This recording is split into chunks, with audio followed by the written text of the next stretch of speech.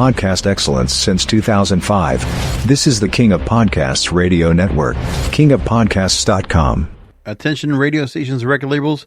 The FCC wants you to stop pay for play. They want you to pay your fair share. The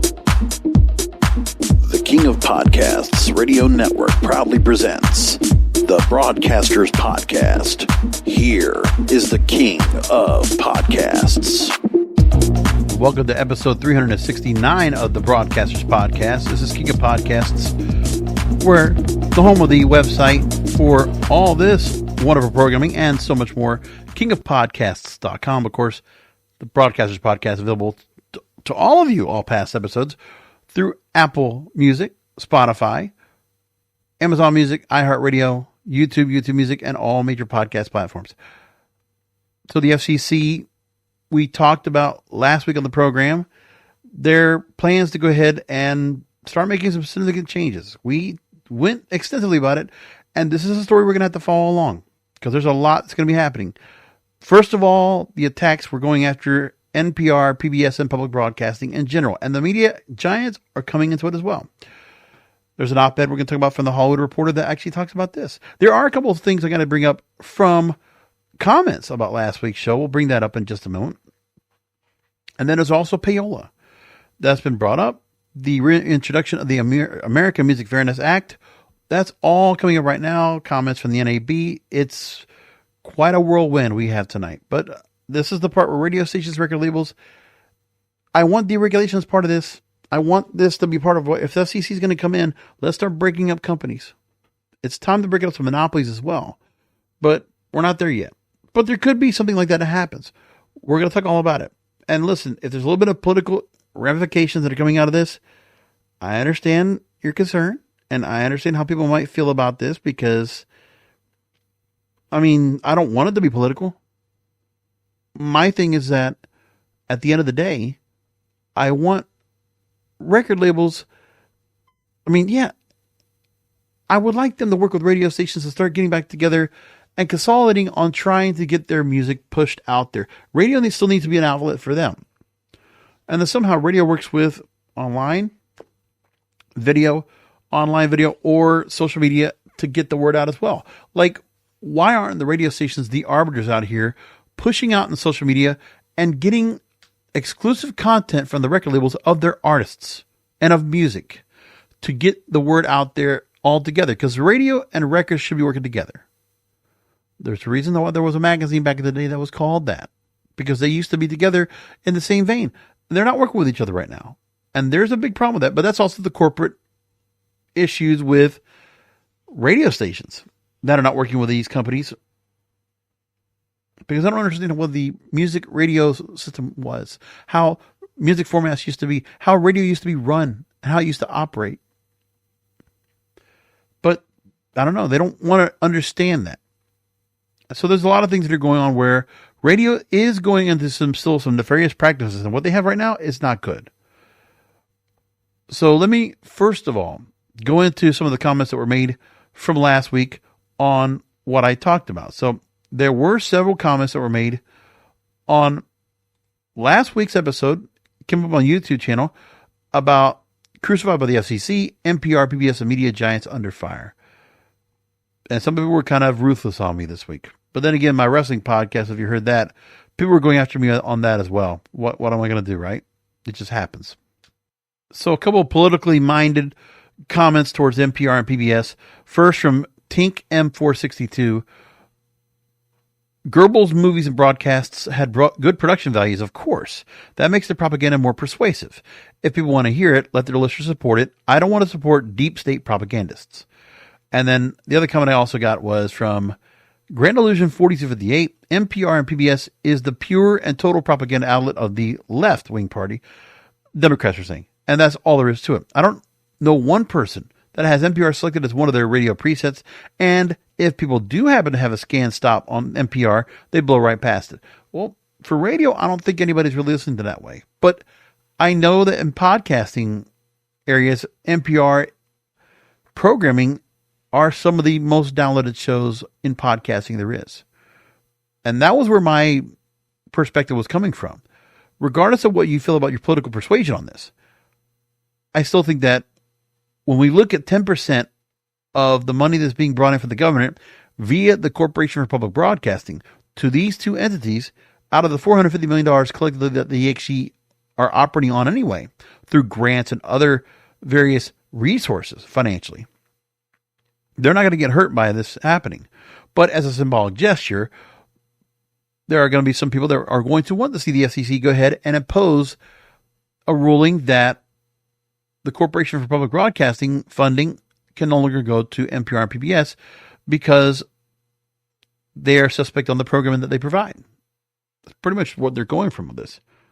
And I thought there was somebody else that also complained about the way I deliver my content because I pregnant pause, which is a normal practice for something that I learned from radio from a lot of different people that I listen to on the air, on AM/FM radio, especially talk radio. You learn that if you don't want to and ah. So I practice that. So if my delivery sounds a little choppy, that's why. I sometimes ramble a little bit when I'm reading stories. I know that I do that. But for the most part, I'm trying to bring out and deliver a good, sensible, audible message on this platform. And that's what I try to do every week. Because I know for myself, I always try to listen to myself back, and I don't want to listen to myself sound like I'm just falling all over the place. And second, I don't want to be editing myself either. We don't need to be doing that. No need for that. So let's start off with the recent story that came up over the last couple of days, where the FCC is now being asked by a senator in Tennessee about the issue of payola rearing its ugly head. Now, if you know this program for any length of time, we have talked about payola here on the program a number of times. It's happened, and it's never going to go away. There will still be issues where that comes up. Now, it's been a while since we've heard about anything about this. Going back to June 2020, we talked about how Mike O'Reilly, who was commissioner of the FCC at the time, demanding that Sony, Universal Music, and Warner Music Group were all being made to answer to new pay-to-play allegations. And at that time, the Recording Industry of America claimed that it was not in a position to survey members' anti-payola practices and submit responses collectively. And they wanted to find out what was being put in place to ensure compliance with federal legal provisions. So that was one of the things we were dealing with right there. FCC finding a payola problem at the hands of major music publishers. Haven't heard anything else since. This is also in that first year of COVID and a lot of things happening where streaming became much more important for revenue for these record labels because of where things were going. And then we went along and we had other stories where that payola was still a problem. And we talked about that in May of 2020. Actually, that was January 2020 and then May 2020. And then we had the payola problem that was reported by Rolling Stone, October 2020. And then once again, another lawsuit about payola, which goes back to June of 2022. And there was a lawsuit that had been revived for pay-for-free accusations in the radio industry. I can go back and take a look at that real quick and review what was going on at that time, where it was. So there was an independent promoter that was being talked about that was helping to get music put out to radio stations, and he was independently talking to radio stations. He made more than 130 payments totaling over $300,000 to help cover bills for a West Coast radio company. That was what was going on back then. And it all came to light. Because in 2020, Rolling Stone obtained text from this independent promoter. And while this guy said he had channeled certain promotional support to one radio station, he insisted that support wasn't linked to spins and his operations were above board. So that's the last thing we've heard about any of this. That was Steve Zapp, you might remember, in that situation. So here's the newest situation we have now. Today, Senator Marsha Blackburn of Tennessee is saying some radio stations have been pressuring artists to swap free shows for airtime, practice she calls force quid pro quo. And this is going on specifically Music Row we're talking about here. So she's asking the FCC to take action to prevent radio stations from offering airplay to artists in exchange for performing free shows. So there's a letter she sent to the new chairman, Brendan Carr, on January 30th, alleging the alleged practice was critically impacting Tennessee's content creators. So specifically Music Row in Nashville. Branding it as payola. The content creators here. And then she writes in the letter, quote, as you know, the FCC considers payola a violation of the sponsorship identification rules. From what we have learned, it appears to have sidestepped these restrictions. Radio stations and networks have adopted a troubling new tactic. Instead of demanding cash or lavish perks from record labels in exchange for airplay, they are now pressuring artists to perform free radio shows, also referred to as listener appreciation shows or charitable concert events. So,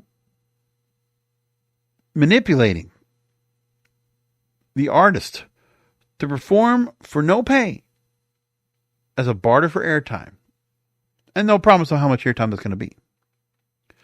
And the radio stations often receive the financial benefit of these shows through ticket sales, sponsorships, and other income, while the artists and record labels frequently absorb the expense.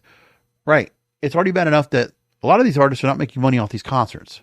So and I don't know where the record labels are in on this, if they're getting brought into this and a deal's being made privately so that the artist must perform because Music Row said so. Senator Blackburn says that she has heard from artists in the industry who say, quote, it is not unusual for them to perform anywhere from 10 to 50 such shows in any such given year. And the artists early in their careers tend to perform more, but those that have more success are still often expected to perform free shows in exchange for airtime.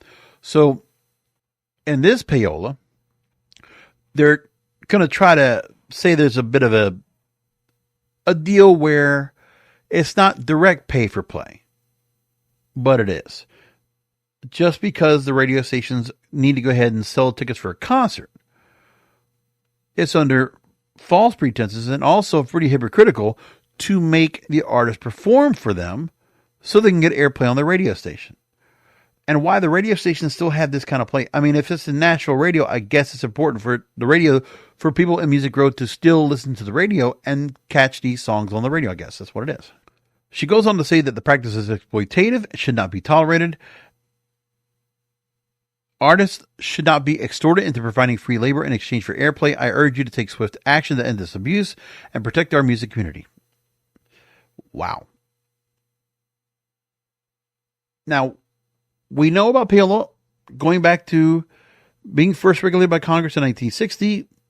Mid-2000s, we had the investigation by the New York Attorney General's office, Elliot Spitzer, that all three major labels paid millions in penalties agreeing to reforms, including a vow not to use, quote, commercial transactions in an explicit or implicit exchange agreement or understanding to obtain airplay or increase airplay, among other concessions.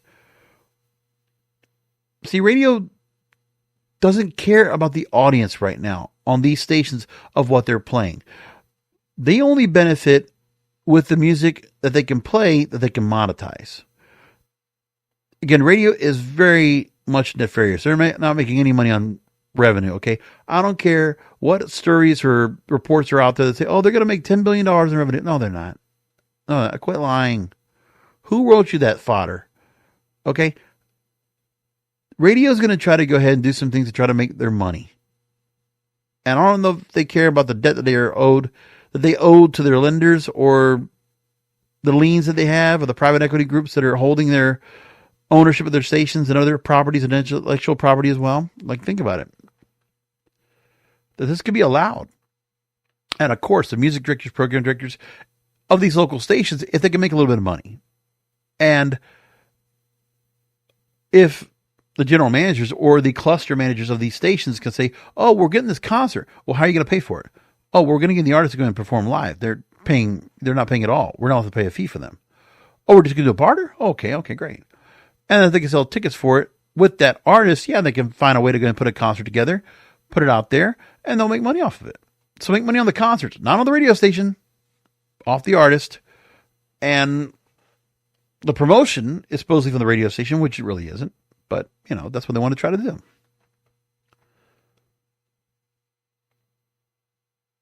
So, going back, Billboard specifically talks about Michael O'Reilly, the commissioner then, about the RIAA investigation of allegations of payola. And In 2022, we talked about the New York AG's office complaining that some independent promoters were hired by labels were continuing to engage in the practice. And this was brought up by the major music executives, major labels. So Blackburn, whose capital city in Tennessee is Nashville, is the heart of the country music business. The alleged free concerts are simply payola in another form. And, quote, there's often an implicit suggestion that declining to perform could result in reduced airplay. Forced quid pro quo. And she's not wrong with that. And so Marsha Blackburn put this letter out again, January 30th. So let's go and roll a couple days. Inside Radio reports, Brendan Carr ordering the FCC to investigate the radio concert complaint. So he went right on it. Now, Inside Radio says that there might be some political maneuvering behind the request, because at the same time that Blackburn made her request for this investigation, it's the same day that she reintroduced the American Music Fairness Act. This bill would require radio stations to pay a performance royalty for on-air music use. Look, I am saying this. The artists should not be forced to do these concerts if they're not benefiting from it themselves. Because remember, just because they're going to get to go and play airplay, I mean, I think these days it's pretty obvious the artists are going to make more money performing live than they'll get of any royalties at a radio station right now. But what Senator Blackburn's doing, first of all, is stopping the action of these free concerts, because I agree they shouldn't be doing this. And the value of spins on a radio station, there's no value behind that anymore. Not like it used to be. Not even close. I don't care if it is Nashville. But what also matters is that this American Music Fairness Act being brought back up.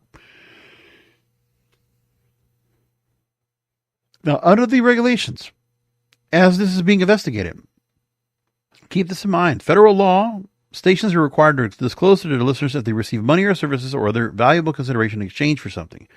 Failure to disclose such a payment is punishable by a fine of up to $10,000 or a year in prison. The Department of Justice in recent years has left the enforcement to the FCC, which also adopted the requirement to its sponsorship identification rules. And the last time the FCC went after anyone for payola was 2014, and that was doled out to 3 different broadcasters where they were charged $244,000 in fines. So to have this sleeping giant and the FCC come back now on 2 major issues. So the radio stations, they're going to lose a payday right now. These Nashville radio stations, I don't know which ones they're talking about.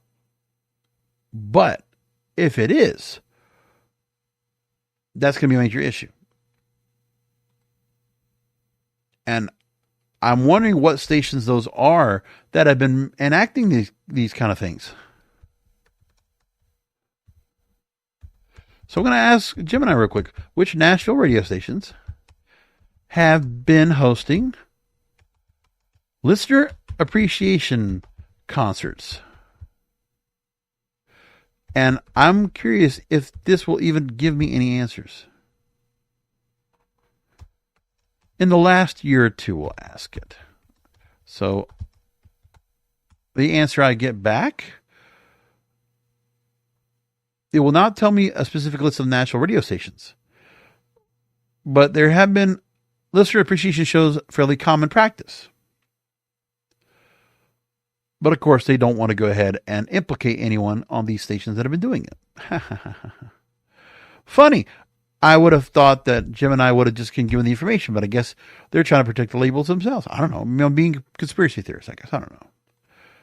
And if I put on ChatGPT, I wonder if they say anything here. There have been several radio stations. We don't have the names of them yet, but this is according to Senator Blackburn's website. And then we know about the enforcement. But in all the reports we have so far, the stations were not named in the reports. But it's pretty obvious we can say there are probably country formatted stations in Nashville. And I won't be surprised if Odyssey or iHeartRadio own these stations. I would not be surprised. I'll tell you like this. I can even go a little bit farther in my investigation here. I can easily just go over to the audio ratings, and I could find out what stations are performing best in Nashville to be able to give me that answer. Here we go. So the stations that are top rated country stations in Nashville right now, let's just put it like this. First of all, you have an iHeartMedia station, which is the Big 98 WSIX FM. Then you have 95.5 Nash FM, which is a Cumulus station. 103.3 Country, which is a Cumulus radio station. And let's see. That's what we have specifically that are the country stations in Nashville. We could always check and see if there's anybody else doing the same thing. But for the most part, that's what we're worried about. And it's funny, country radio in Nashville, all those stations over there, their cumes are like a fourth of what the top radio stations are making. Because right now in Nashville, an adult contemporary, an adult hit station, a classic rock station, a sports station, and a Christian adult contemporary station are top 5. Meanwhile, you don't even see a country station until you get into the bottom half of the top 10. That's pathetic. That's Music Row for you. So what kind of radio airplay are you getting off of that just by that information alone?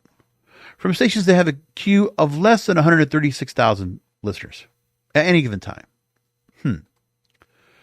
I would need to go ahead and get a little more information about that. But yeah, that's important to recognize right there. And then the FCC comes about and they talk a warning to radio about the payola complaint. I want to read what the FCC actually put out as a reiteration of payola and the issues that are behind that. So let's take that real quick. This was an enforcement advisory. So this was about covert manipulation of radio airplay based on artist participation in promotions or events violates FCC payola rules. So this is a warning to radio stations. Nix this. Stop doing it. Now, specifically, the Enforcement Bureau of the FCC says that radio broadcasters do not violate federal law when they have artists perform at radio stations or festivals. Neither broadcast licensees nor the personnel can compel or accept unreported free or unreported reduced fee performances by musicians in exchange for more favorable airplay. They refer to the payola distinction, explain it, and they go through all the steps here just to make sure everybody was well aware of it and knows what's going on. Now, we know that there are multiple terrestrial radio stations that are being brought into this mix. And I'm wondering what will happen with that soon enough, because that is concerning. But the Bureau did make a point to reaffirm that artists can voluntarily perform at station events without compensation, provided no agreements or implicit expectations influence their radio airplay. So you can still do it, but you can't go there and offer yourself for next to nothing or for nothing in exchange for radio airplay. So radio has to stop that practice. And I hope that really does make a significant difference for all these radio stations to stop doing that. Okay, you want to do payola? Go the old-fashioned way. And you want to get paid for it? I would almost prefer that would be happening because it would be much more honest, because the money will go ahead and dictate what artists will get pushed out there that people want to hear more of. Because if there's enough effort out there, enough promotion out there, that was the way it used to be. But these kind of back-ended deals are not good anymore. We don't need to have that either. Now, as we talked about last week, we mentioned that the bill, which is the American Music Fairness Act, was going to be brought in. Reminder of what the bill is going to be. We've talked about this many times here on the program. This was brought up on the eve of Grammy Weekend, which we'll talk a little bit about Grammy Weekend in a little bit. And the American Music Fairness Act, S326 HR 861, which was reintroduced on Friday the 31st of January. The bill would expand the performance right currently impacting digital radio streaming to also include over-the-air signals. So the Copyright Royalty Board will determine how much the radio industry pays to use music on air, just as it decides online fees. For stations with more than $1.5 million in annual revenue and whose parent companies have more than $10 million in annual revenue overall. Well, we know that the parent companies, iHeartRadio or iHeartMedia and Odyssey and Cumulus and some of these others, will probably hit that revenue number as parent companies. The stations might not. But if the parent companies do, which they will, because they own so many stations, they're not going to be able to get around that. For stations that have less revenue, sponsors include provisions that they will help sell their proposals to fellow lawmakers. That stations between $100,000 and $1.5 million in annual revenue, which are more of your local broadcasters, more of your minority broadcasters, and whose parent companies with less than $10 million in annual revenue would qualify for a license that would let them play unlimited music for a flat rate of $500 per year if it's a commercial station, or $100 if it's non-commercial. So imagine if you're a radio broadcaster and you have maybe an FM transmitter with an AM station, or you just have a small teapot FM station with maybe 1,000, 5,000, 10,000 watts. And imagine you're able to go ahead and only pay $500 a year flat for whatever music you want to play. You will be covered under the copyrights for that. That's the thing we got to think about right there. And if you have a station that makes less than $100,000 in annual revenue, which is usually like a low power FM, then the annual flat rate would be $10 per year. And the small station flat fees would not be subject to CRB rate proceedings. So imagine if that happens right there. If that was to be put on, that these stations would then be subject to the Copyright Royalty Board. We talked about that a while back too, about where the Copyright Royalty Board was trying to go through things with BMI, CSAC, all that, and what more was going on with radio stations and how they were going to be charged for royalties. Because there was a whole deal about that not too long ago that also came into play. So there were a few things that came about this that people were kind of trying to be aware of. Now, there's a couple of things that came on about this prior to the start of the year and also just in 2024 itself. So there's a royalty rate hike that was going to be affecting non-commercial radio stations. You know, there's some that are public stations that are playing music and they're very popular, that they were looking that they might get a 2.6% royalty rate hike for 2025. Because that was what the Copyright Royalty Board judges decided to go ahead and make. So the annual royalty for stations would rise from $194 per year to $199 a year. And the updated rates would govern payments for the use of published non-dramatic musical compositions in the CSAC and GMR repertories under the statutory license outlined in Section 118 of the Copyright Act. So it was a small little number. And then before this American Music Fairness Act got brought back up to the forefront, the CRB held streaming royalty rates for streamers that most rates would hold steady in 2025. Now, there was a thing where commercial broadcasters had to go and pay for streaming their stations and how much they were paying for royalties on those. So, for instance, there were no rate hikes following 3 years of higher royalty costs for many radio stations.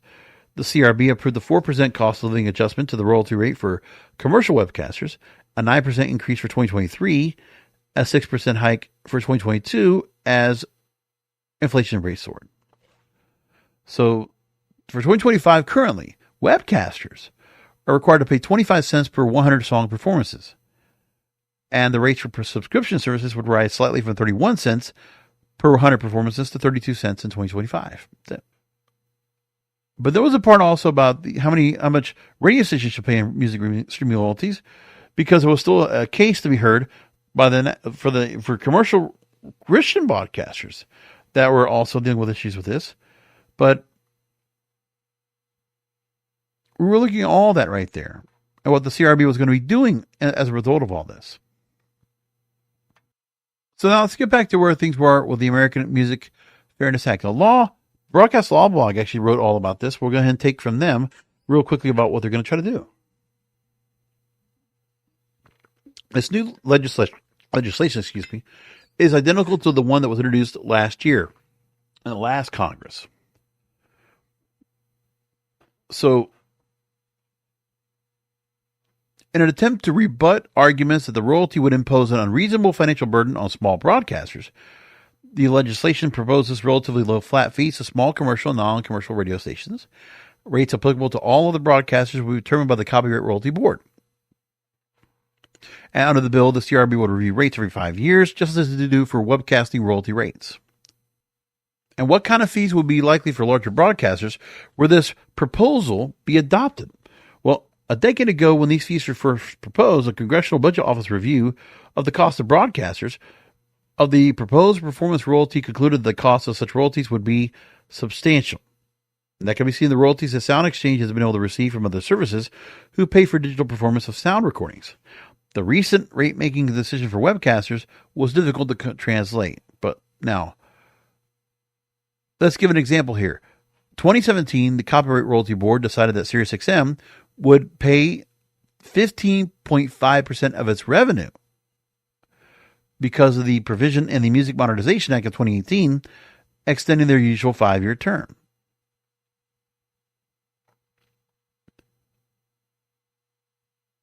And so the point is, a rate for a single music-oriented radio station could be higher than that for satellite radio. Imagine if this act were to be put into place. This is what they're trying to, and this is a good number to go mention here. Because if this American Music Fairness Act were to be passed in this current congressional term, royalties for the radio stations operated by iHeartRadio, for Cumulus, for Odyssey, for Townsquare, for all these other stations, because they're all parent companies that are at least earning more than $10 million in annual revenue. Now, I don't know what they're going to have to do to go cook the books. And parent companies, will that also be including what their revenue, besides their radio revenue? That's going to be counting their podcasting. That's going to be counting their other assets that they have as well. That they might have to pay royalties of 20% or more of their radio revenue. And the question is, what would that do to the radio industry? It would take some of these bigger companies and blow them up. They would have no choice but to unload when they can't afford to give up 20% of their revenue. There's no way. There's no amount of micromanaging or cuts or downsizes that you can do right now to sustain that kind of blow. So the CBO's conclusion a decade ago that the broadcast performance royalty would be substantial seems right on target. Royalty levels that could be over 20% of revenue in the current economic climate would virtually drain the radio industry of its profit margins. What little they are. Let's make that caveat. From time to time over the last decade, there have been discussions of a voluntary resolution of the question of a broadcast royalty. Perhaps a lower webcasting royalty in exchange for share of over-the-air revenues, as some big broadcast companies have done from time to time. Negotiated with various record labels, and this blog suggests that any review of sound recording royalties should be coupled with a review of music royalties more generally. And it would make more sense, they said, for broadcasters to pay one amount for all music use and let the various music collection societies argue about how that fee should be divided, rather than each of those societies continually claiming that they deserve more for their broadcasters. No, so let the CRB, the Copyright Royalty Board, handle that distinction, which is what this bill is going to say. But for now, radio broadcasters must pay close attention to this action on the proposed legislation. TV broadcasters and other music users who don't pay a sound recording royalty will need to be paying attention as well, as if the royalty is imposed on radio, you can be sure that others will be next. This has been brought up for another vote. So I don't know when they're going to get to this, but we're going to keep an eye on this. This is important. And I'm telling you, keep an eye on it, because if it happens, ooh boy, let me tell you what. Now, there are some other things that are also in the broadcast area that would be kind of interesting as well, if it were to be done. 2 Congress people actually brought together the Stop Sports Blackouts Act. That would be a cool thing.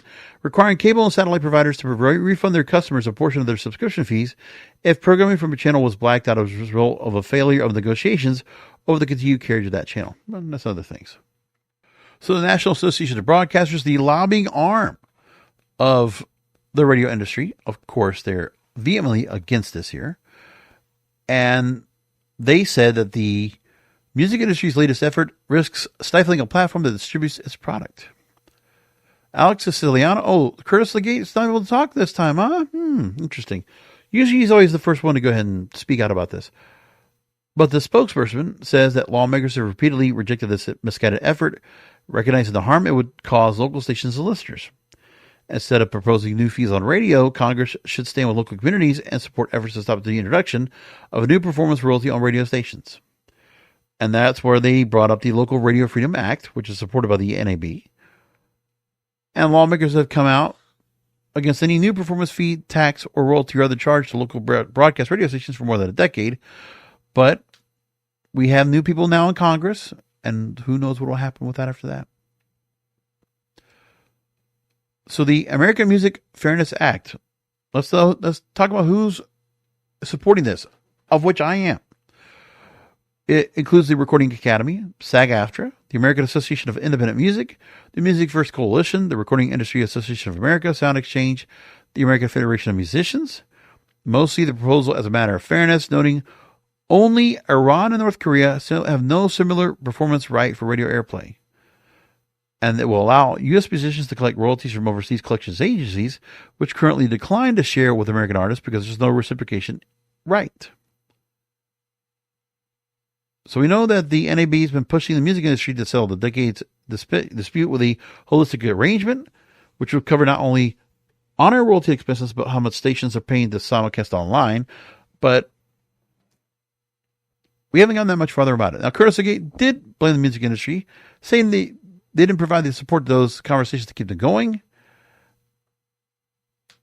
and that supporters of the royalty have accused broadcasters of not negotiating in good faith, since the NAB has never been an offer to the music industry that would result in money for more performers. So let me summarize all this for you.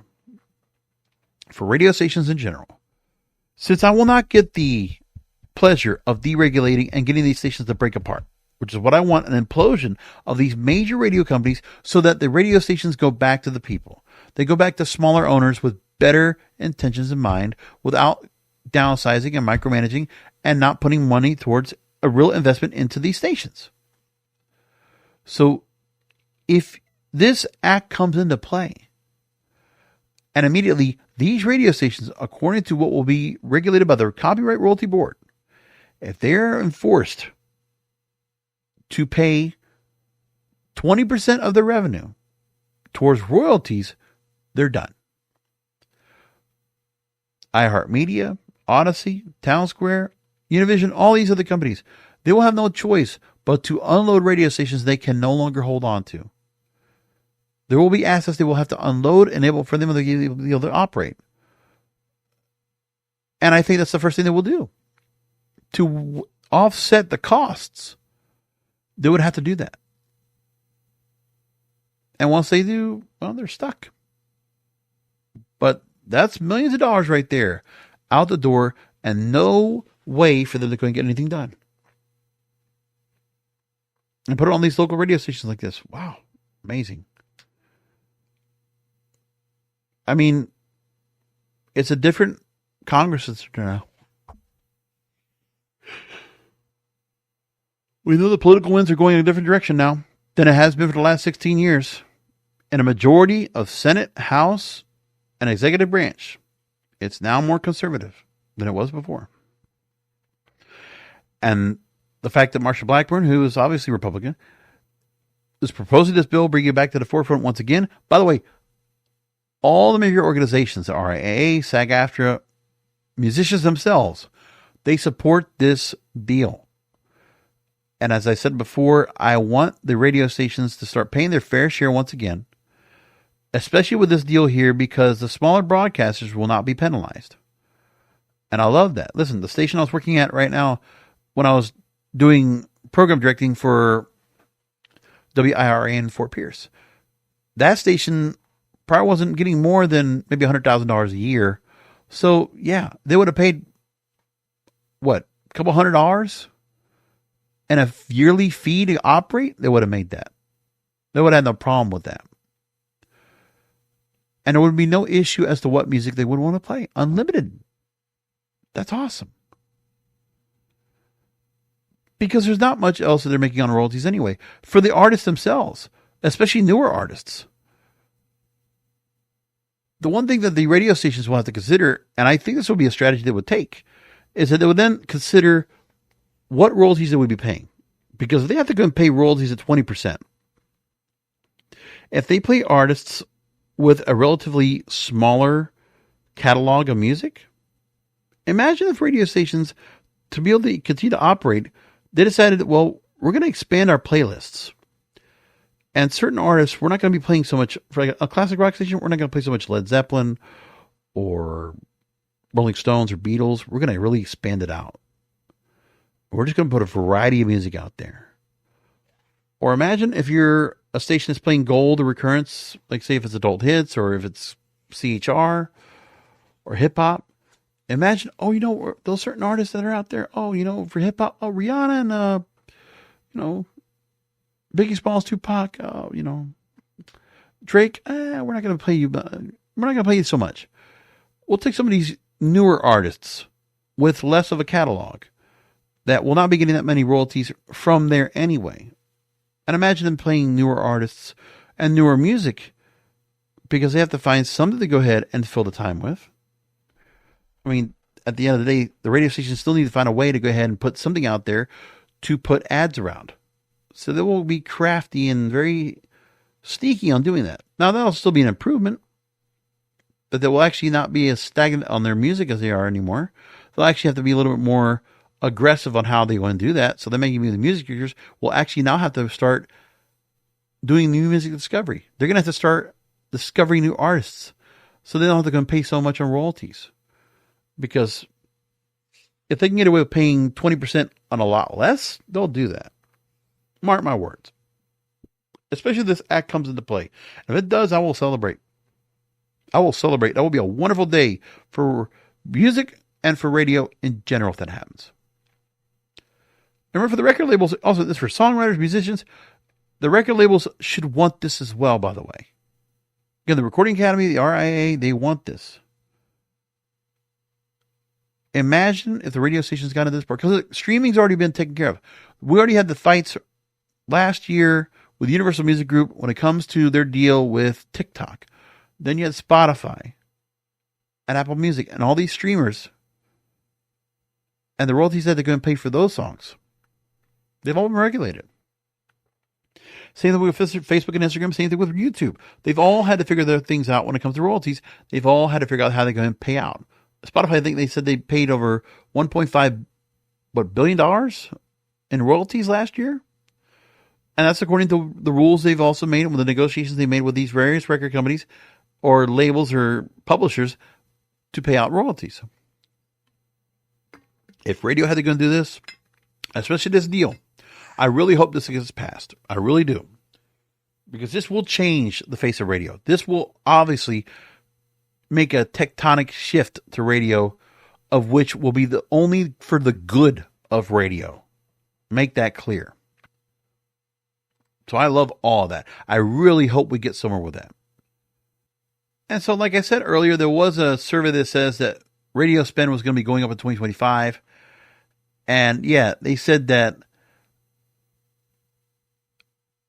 executives involved in media brand selection who will spend a minimum of $1 million on advertising over the next year, that they're going to expect to increase ad spend on AMFM and radio over the next 6 months. That's what they say. I don't think they said anything about how much we're going to spend more. They just said that we're going to probably spend more. Now, I don't want to talk politics on this show. I try not to. But there are a couple of stories that were brought up that we should address here because of what happened. Oh, one other thing I'll bring up before we get into that. A report from Triton Digital, they say the podcast's reach is now among U.S. adults has grown nearly 10% in 2024. Obviously, with podcasting getting much more powerful, much more important, that listening is growing altogether. So that was one little thing that was brought up about that. But now, into this part, like I said, I'm going to just tread lightly on this, but here we go. First of all, there was a story that came out from the USAID. We know that agency right there that manages $40 billion on international development on behalf of the USA Well, there were some issues because of how there were funds that were being used for foreign media and how subscriptions for various publications were paying and basically holding up organizations that were holding up here. So the Columbia Journalism Review reported that USAID's 2023 fact sheet, it supported 6,200 journalists, 707 news outlets, and 279 media sector civil society organizations. Well, now we know that those funds have been frozen. We know that for a fact right now. That's already happened. So there were various journalists and news agencies that were being supported here. We know that Politico was also part of the funding of that. New York Times subscriptions were being funded with some of this USAID money. So that's money they're losing in a way that we're kind of being publicly supported. And that's an issue for them because now, I mean, how much of their bottom lines just got taken out from under them just like that? Quite interesting to go and see that. So there was another story that also came out that was from Hollywood Reporter talking about the Trump administration's attack on big media, because there have been a lot of lawsuits that President Trump has been winning, suing the major media companies. And they're also trying to say that there are various media moguls and companies that are allowing, that they're not as critical of Trump in ways as before.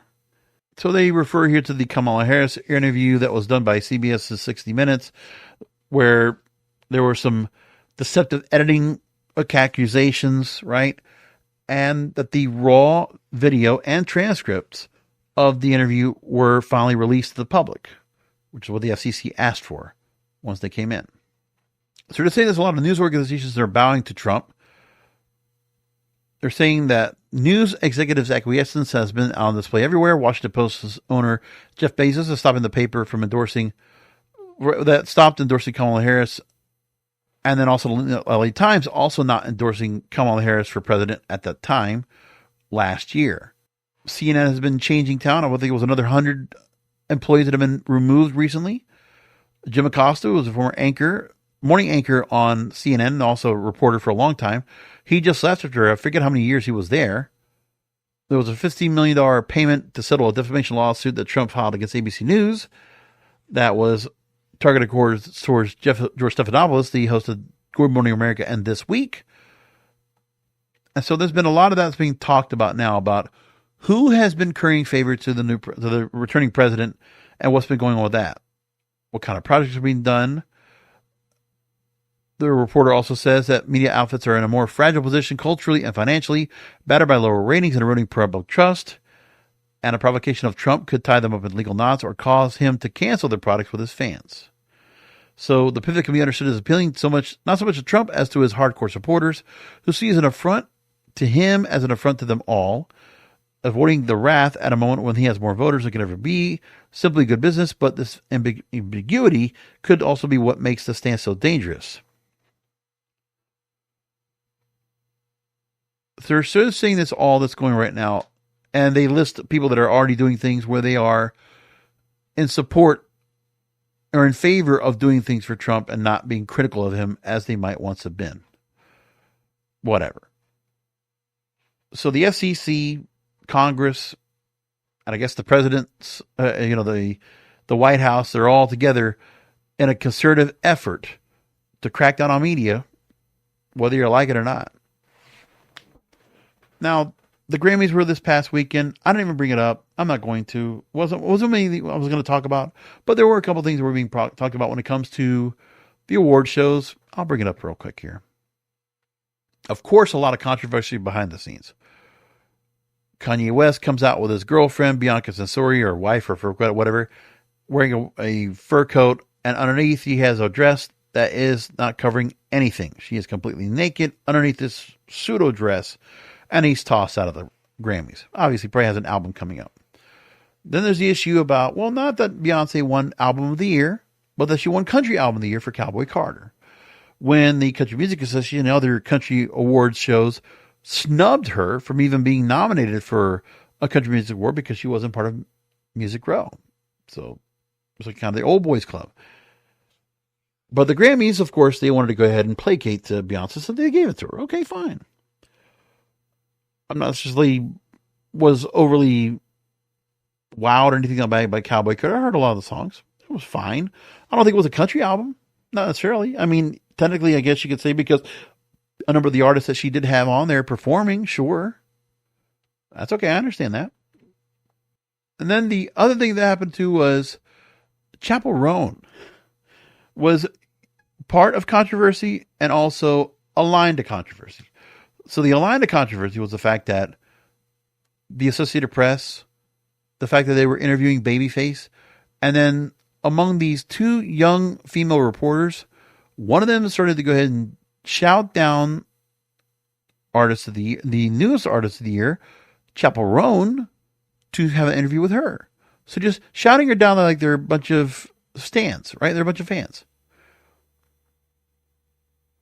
And they decided to go ahead and snub and cut off the interview with Babyface, which Babyface allows, to go ahead and talk to Chappell Roan.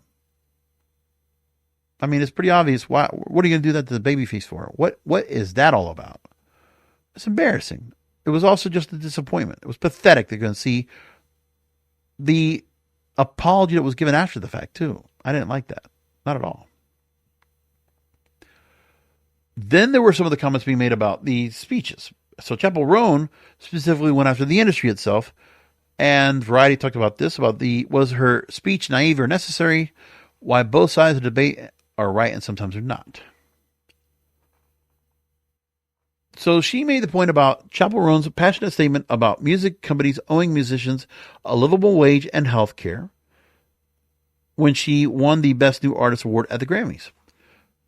Quote, I told myself if I ever won a Grammy and I got to stand up in here in front of the most powerful people in music, I would demand that labels in the industry profiting millions of dollars off of artists would offer a livable wage and health care, especially to developing artists.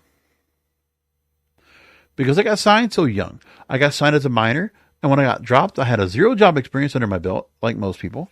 I had a difficult time finding a job in the pandemic. I could not afford health insurance.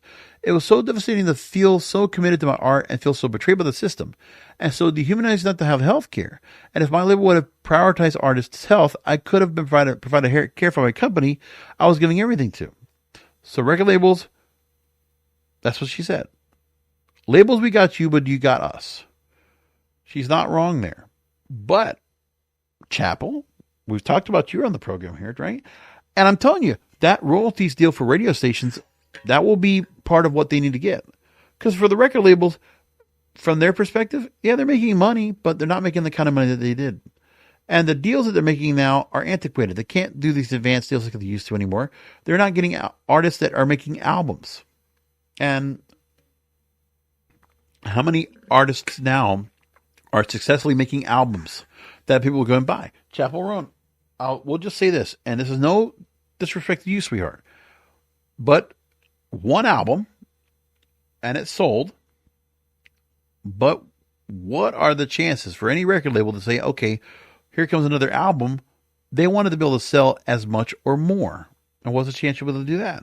Or to go out on tour, and obviously they want to go and take care of your whole career. So there is a part of the debate that says, well, is this a good idea or not? I don't know. But they are under bad deals when they go through their deals, right? Getting in advance, basically a loan. And artists that will get these particular contracts on their future earnings, they're not good about what they are being spent, what's being spent on them or what they're spending themselves. Remember that. Now, this story from Variety talks about, is what Chappell Roan's asking for, is that plausible? And they talked to someone that says that it's a relatively recent option that requires a level of expertise that not every artist or their team has, especially when Chappell signed a record deal as a 16-year-old nearly a decade ago. And that artists who sign with major labels are usually contractually eligible for health insurance through labels that have AFTRA, that have existed since 1952. And in recent years, labels have provided guidance on other opportunities for coverage, although how much those opportunities are mentioned during the rush of a signing of a deal or utilized by musicians is difficult to determine. But again, they talk about vicious exploitation by music companies and executives since musicians and songwriters have first figured out ways to make money from their IP. Although things are changing, things are not changing quickly enough. More artists have learned the value of owning their copyrights, and more artists are taking more elements of their business into their own hands.